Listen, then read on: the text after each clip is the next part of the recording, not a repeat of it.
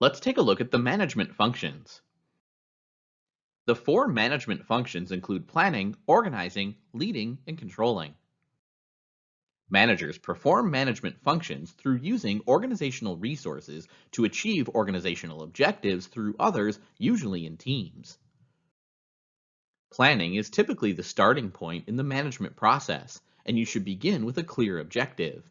Planning is the process of setting objectives and determining in advance exactly how the objectives will be met. There's a relationship between planning and performance, so before we do anything, we should have an objective, stating the end result, and then develop a plan for how to complete it. Performance is based on how managers organize their resources.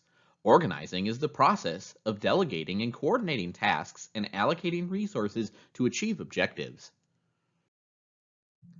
An important part of organizing, sometimes listed as a separate function, is staffing. Staffing is the process of selecting, training, and evaluating employees.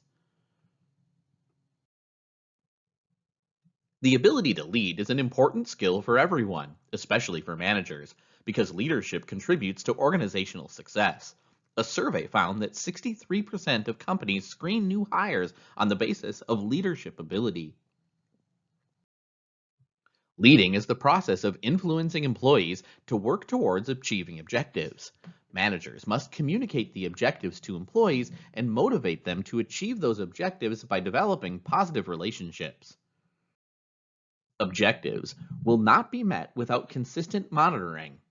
You can't manage what you don't measure, and sometimes you need to overcome obstacles to accomplish the objective. Controlling is the process of monitoring and measuring progress and taking corrective action when needed to ensure that objectives are achieved. All managers perform the four functions of management as they get work done through employees.